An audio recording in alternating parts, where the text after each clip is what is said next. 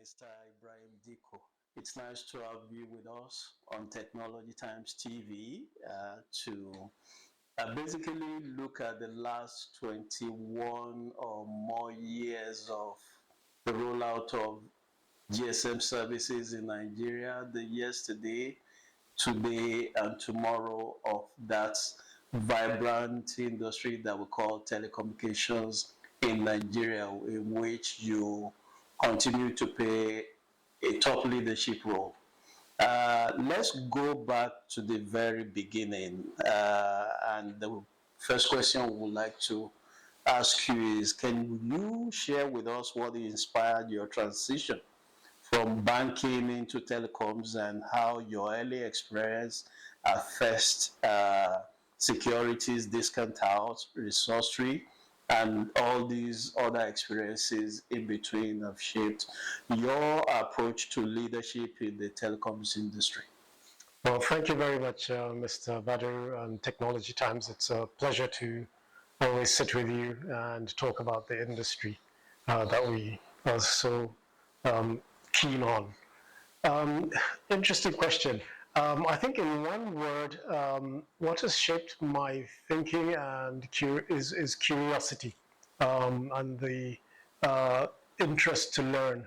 When we started FSDH back in the day, or First Securities Discount House, it was the first of its kind. So I like startups. Resourcery was not a startup, but we went for a lot of growth, expansion, new markets, which I liked. So when the opportunity to move into telecoms, full telecoms after doing IT came, again, it was that curiosity to do something new. The internet was fairly new still then, and growing. And, that curiosity to do something different, to go into another startup, starting from zero when the MTNs, Econets at the time, and Glo already had a 5-6 year head start. So I was curious to learn, curious to do something different, and maybe I'm a little restless in that regard.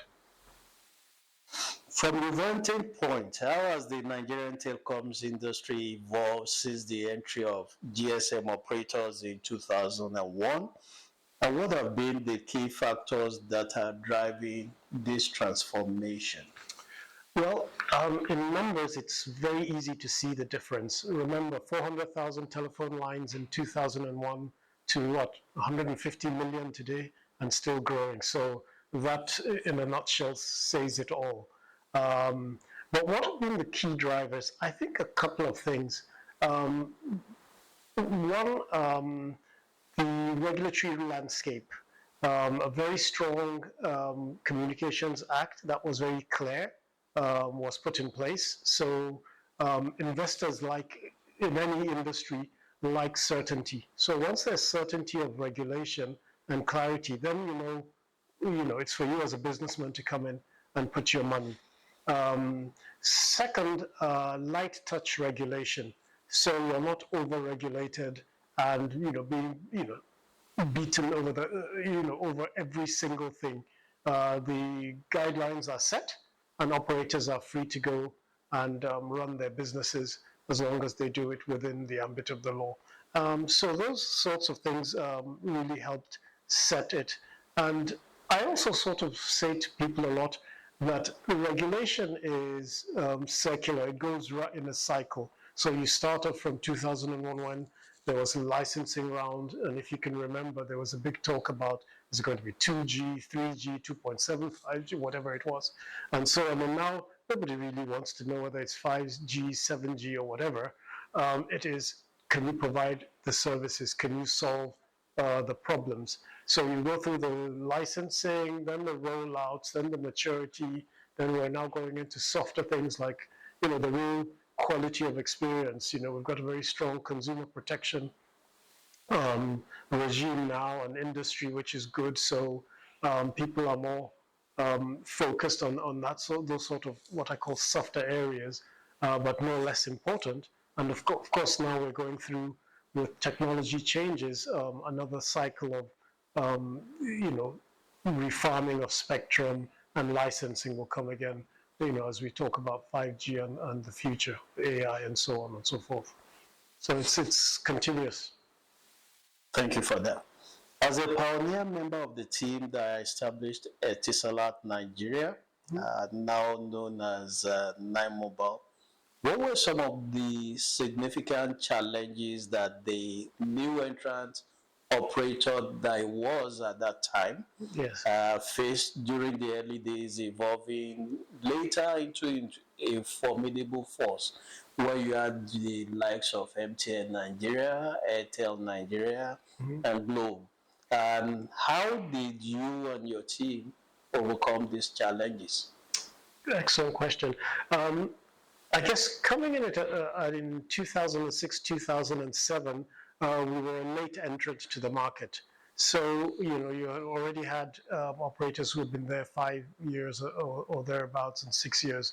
So when we sat down and did a lot of our planning, one of the key things we realized was we can't compete on price. You can't come in late, you're in the investment phase, and then you're the cheapest. Something will give. So we had to compete on quality. Quality of the network and quality of the experience for the user. So you deliver what you promise to the customers. So that set us apart. Secondly, we had a lot of support from our group, the Etisalat group, in terms of regulatory support. So in my team, for example, we were really front and center of a lot of those initiatives where we tried to use a variety of regulatory levers to gain a competitive advantage. So we got things like asymmetric interconnection rates regime, which is a very unusual and rare lever that is used in telecoms, but if you go around the world, it's rarely ever used. But I went out, made a case, and it was accepted. Again, there was, I think at the time, the regime of passing a certain amount of your traffic through the clearing houses. We got an exemption for that, from that until, for a set period, so that you were able to get up and running. So things like this were very key. Took a lot of work, a lot of position papers and so on, but then also a very proactive regulator that listened. If you came, you made your case, you had the facts, you had the figures and the justification, they were willing to listen and to grant you those regulatory supports. Thank you. Your role as the Vice President of Regulatory and Corporate Affairs at Etisalat Nigeria then, you witnessed a number of policy and regulatory initiatives. Yes. And these initiatives played key roles in shaping and defining the telecoms industry as we know it today. Could you walk us through some of such initiatives that shaped the industry and the competitive landscape in Nigeria? Okay. Yeah. I think it's as I said, something that happens in stages and phases.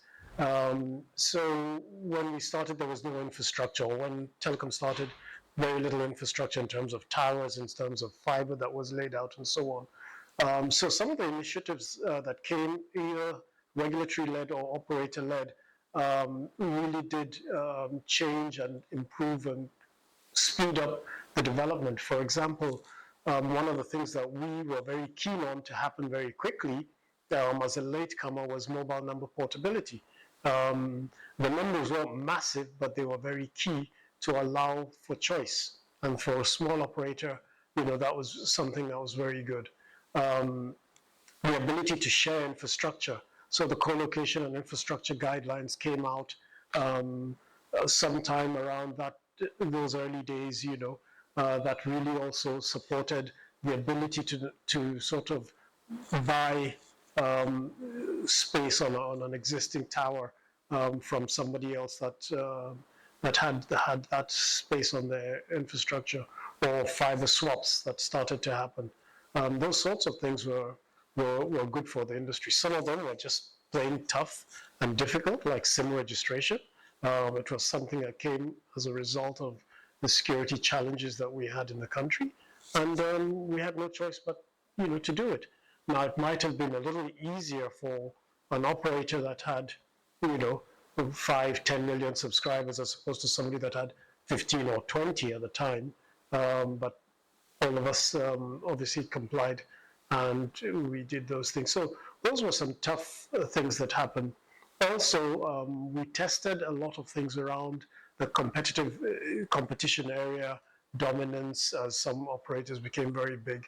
And we, I was happy to say that was one of the areas that I worked a lot in and got some key wins. Reflecting on your work in the competition regulation and telecoms governance, how would you assess the current regulatory environment and what changes would you recommend to foster the industry's growth? As I always say, regulation is not static, it has to be dynamic. Now, of course, you like regulatory certainty, so you don't want it changing every day and flip-flopping, but you also want it to be fairly predictable. In one respect, and also to have that ability to change where there is need. And as you can see, there's a lot of change happening worldwide and not just nationally. So in that respect, I think the regulators are doing very well, following and working together. Some of the things that we've seen is even between MDAs, they tend to have MOUs where they can work with another ministry or another agency so that they partner and collaborate. I know there's one or two that I can think of between the NCC and the Ministry of Environment, the NCC and the Central Bank of Nigeria, having a regulatory sandbox where you can go and try things and experiment and then come back before you enact it into law. So those sorts of things have worked very well and should continue to happen. I think if there's any advice one could proffer, it would be just the speed at which some of these things happen could be a little faster. Yes, you have to go through a process and do a consultation, public hearing, get the comments back in, incorporate them before you enact a new regulation or guideline. So that can happen, but yes, I think a little bit of it can happen a little bit faster. Okay, given your experience in the industry, what are your thoughts on the current agitation by telcos for tariff increase, and how do you suggest that NCC, which has the final say on this, approach this issue? In short order, I think it's needed. That's the honest truth. I do not know of any other industry where the prices have only gone one way, which is down. It's a tough time for everybody economically. Power costs have gone up. Fuel costs have gone up. Cost of doing business has gone up. Exchange rate has crashed. And it affects telcos directly or, instantly, in the sense that there's no telecoms equipment that is made locally. Let's not kid ourselves. So switches are made by 2 or 3 manufacturers worldwide. We all need them. Capacity is increasing. You have to go and buy these things and source your dollars at whatever rate you can find them. There's a lot of vandalism to equipment, so it gets damaged and needs to be replaced. So should there be a price correction? Yes, and I think it has to go up to support the industry and make it, continue to keep it where it is. This is an industry that has contributed between 8 and 12.5% to GDP over the last, 7 to 12 years. It's phenomenal. Don't kill the goose that lays the golden egg. The second part of your question, how can NCC do it? There is a defined process. It's called a cost model, whereby you look at all the network elements of an average operator and say, what does it cost to deliver this service? So from operator A taking traffic to operator B. from my doorstep to your doorstep, and then, of course, for you to then deliver the last mile to the customer. So you do a cost model where you break down these cost elements of an average efficient operator and apportion costs to it. And at that point, you then have a base. That base should form what is economically a viable operator to deliver those services to the consumer. Thereafter, you then allow them to put a margin. Now, of course, you can't dictate what I should charge on what you should charge. You should give them freedom to, play within a band. I think I think it's actually in the works, if I'm not mistaken. There should be a determination very soon on that. And it sets a fair price at which, or a fair level at which costs are currently today. And then operators are then free to go and set their prices. And of course, if I'm delivering a certain kind of quality service, then I should be able to charge, and the market will dictate that. If you find I'm too expensive or too, my services are cheap and not terribly good, you will go to somewhere where you pay a slightly higher premium, but you're getting what you want. I believe there should be a correction and an upward correction in terms of tariffs. Thank you. Considering the pivotal role that telecoms plays in virtually every phase of our lives, the way we live, work, and play, the current administration of President Bola Ahmed Tinubu has zeroed in on the digital economy. And the president has actually declared that he's focusing on the digital economy to drive job creation and overall economic growth. What's your view on the administration's journey in this regard, considering that it's done over a year in that regard? Mm-hmm. And what would be your suggestion to enable the administration's accelerate the realization of the president's digital economy ambitions? Okay. A year is not a very long time to go from a standing start to where we are currently today. I believe they've done very well.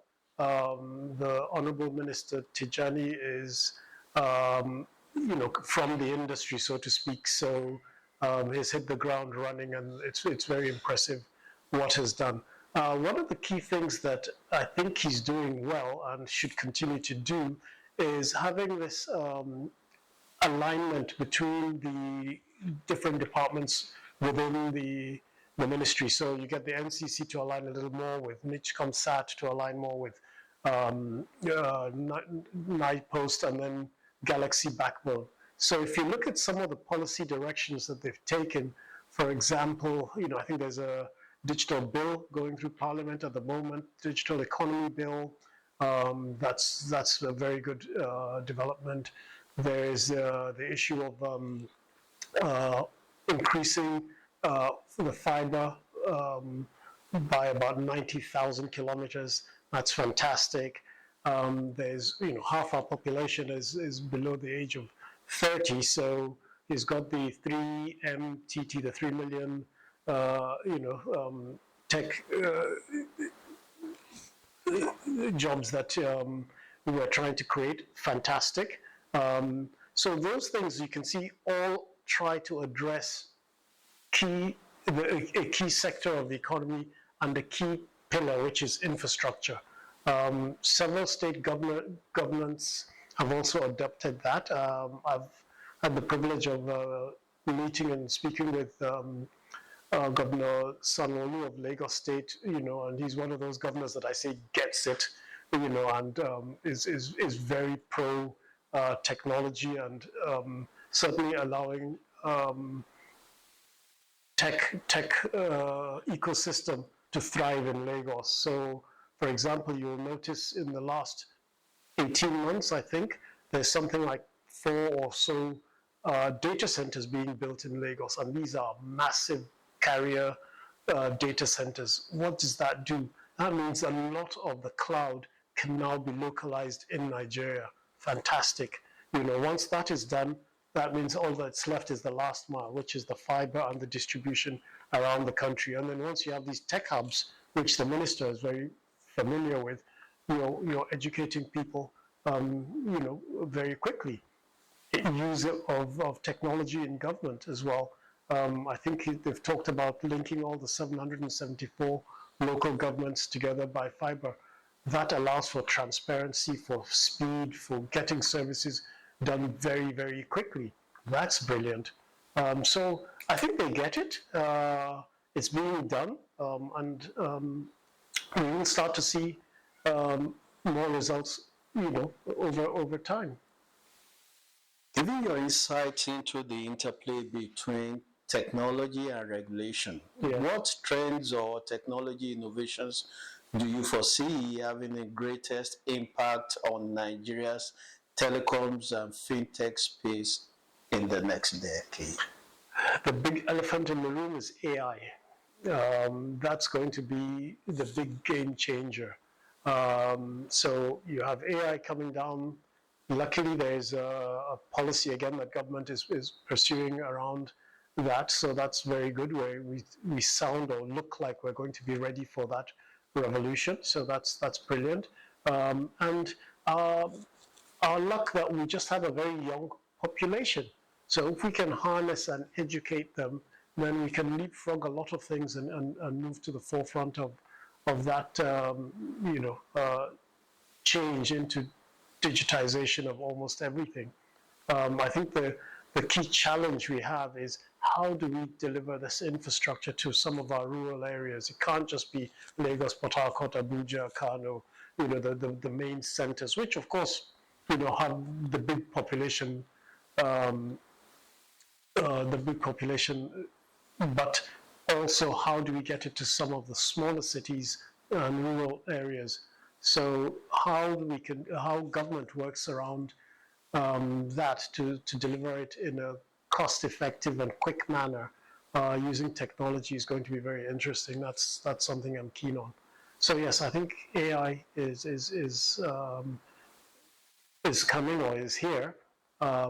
Content, and then also the creative economy. That's one area also that I've watched. We've got Nollywood, we've got music, we've got the arts, and there is a big convergence between that and technology. So your technology becomes the enabler to a lot of what we do.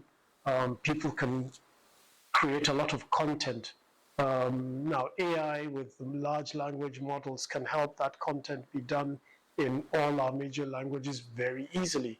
It was a little more difficult before, and having to have all this content and created offshore or somewhere else. Now you can do it in the local languages, you can teach in the local languages, you can trade and do all your commerce in those languages. So by the time you have that confluence of all of that, I think it'll be great.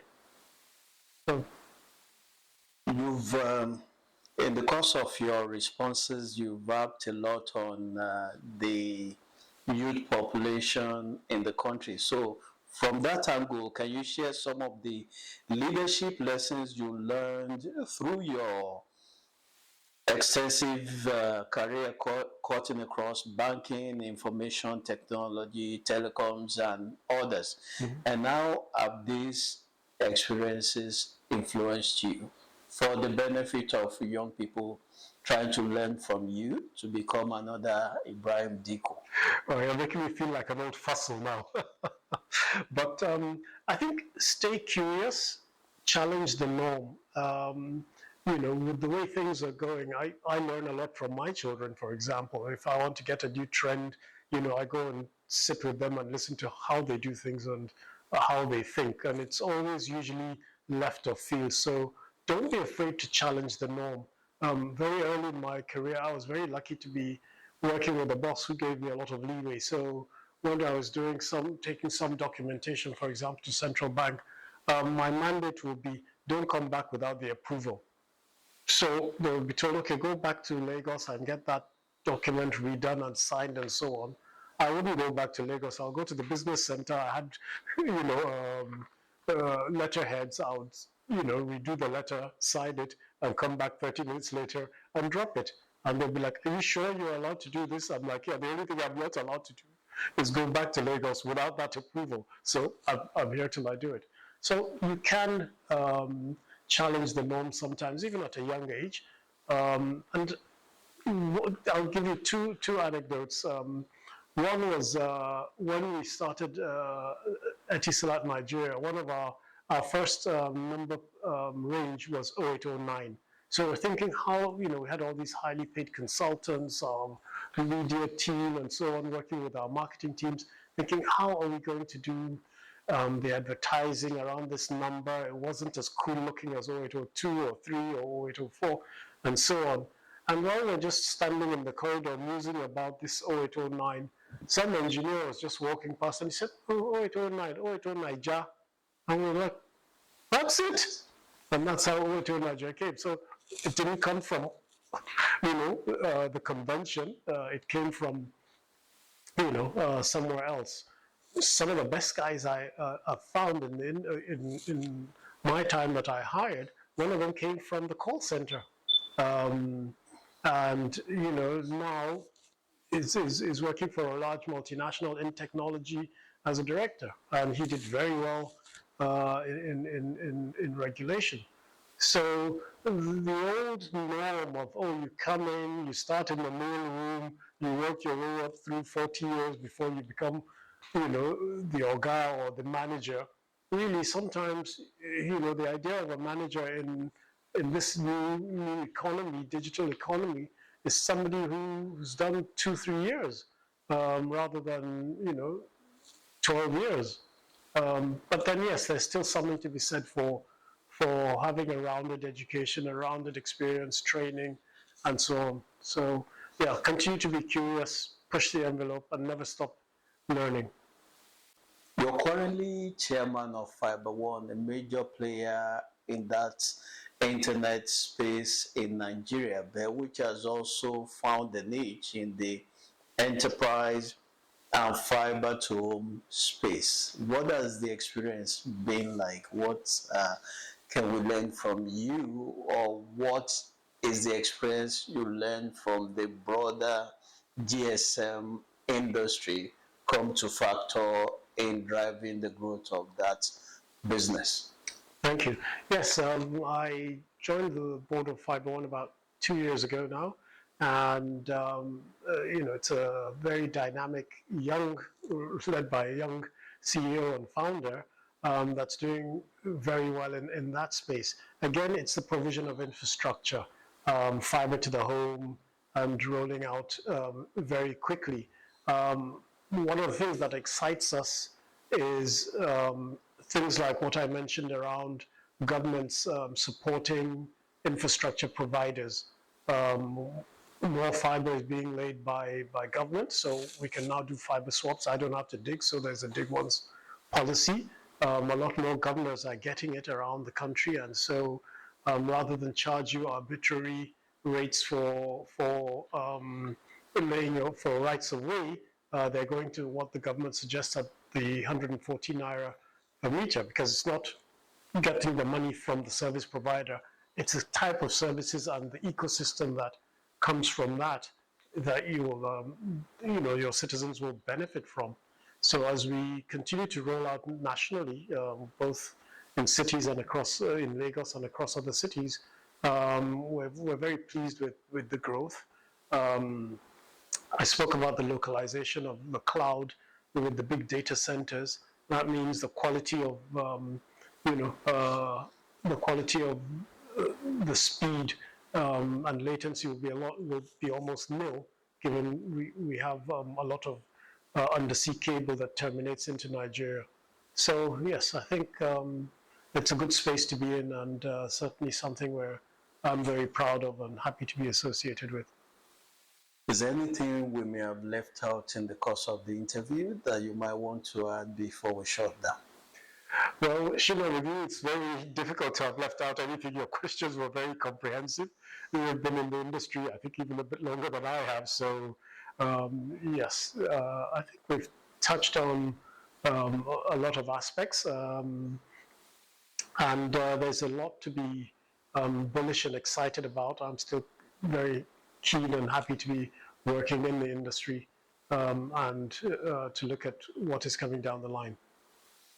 You've interacted with Technology Times as a brand over the last couple of years. What do you have to say about Technology Times? Don't stop what you're doing. We need specialized publications like yours that understand the industry, understand the technology and the challenges, and also celebrate what we bring to the table. You are a needed publication within the industry, and congratulations on your longevity and more success to you. Thank you very much. Pleasure.